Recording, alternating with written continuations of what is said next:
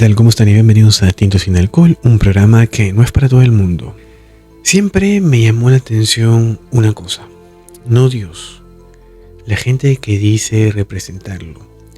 Porque Dios, si existe, no se presenta, no se anuncia, no pide que lo defiendan. Los que lo defienden con uñas y dientes somos nosotros.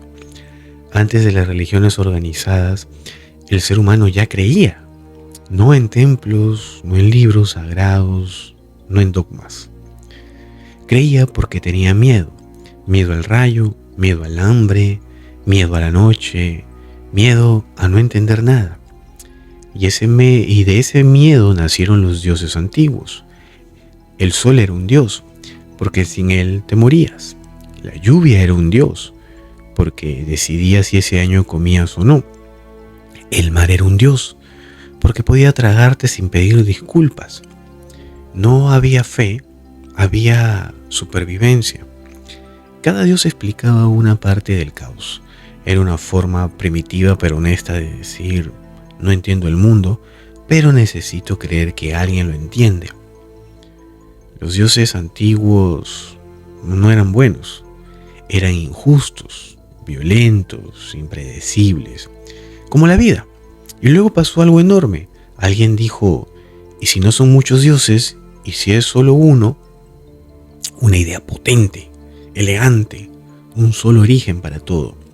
Un solo Dios para explicar el caos completo. Y hasta ahí todo bien.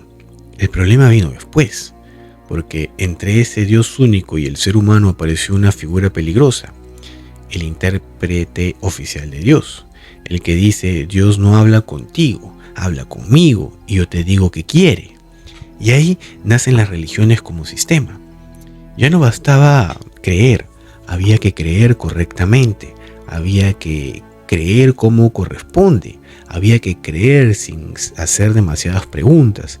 Y curiosamente, desde que existe un solo Dios, nunca hubo tantas guerras en su nombre. Por ejemplo, antes los dioses peleaban entre ellos, ahora peleamos nosotros. Cada religión predica amor, pero funciona con fronteras. Nosotros, ellos, salvados, equivocados, elegidos, condenados. Y eso debería hacernos mucho ruido, porque si Dios es infinito, ¿por qué es tan pequeño en los discursos humanos? ¿Por qué necesita templos gigantescos, pero tolerancias mínimas? ¿Por qué necesita normas tan específicas, pero con tan poca empatía? Los dioses antiguos exigían sacrificios visibles. Las religiones modernas encontraron algo mucho mejor. La culpa. Antes sacrificabas animales, ahora te sacrificas a ti mismo. Tu deseo, tu cuerpo, tu duda, tu pensamiento crítico. Te enseñan que dudar es peligroso, que cuestionar es pecado, que pensar demasiado te aleja de Dios. Y ahí algo no encaja. Porque si Dios te dio razón, ¿por qué usarla sería una ofensa? Tal vez el problema nunca fue Dios. Tal vez el problema fue el miedo a que Dios no necesitara intermediarios. Porque si Dios está en todas partes, ¿para qué un edificio? Si escucha a todos, ¿para qué un portavoz? Si es amor, ¿por qué tanto castigo? Las religiones no se sostienen solo por fe, se sostienen por identidad. Creer no basta, tienes que pertenecer. Y cuando la fe se mezcla con identidad, aparece el enemigo. Porque para que yo esté bien, alguien tiene que estar mal. Mi verdad necesita tu error. Y eso ya no es espiritual, eso es humano. Demasiado humano. Quizás por eso los dioses antiguos eran más sinceros. No fingían ser buenos, no prometían salvación eterna. No hablaban de amor incondicional, eran fuerzas. Nada más. Las religiones modernas prometen paz, pero funcionan con miedo. Miedo al infierno, miedo al castigo, miedo a quedar fuera. Y cuando el miedo entra en juego, la fe deja de ser fe y se convierte en obediencia. Yo no creo que Dios esté en contra del ser humano.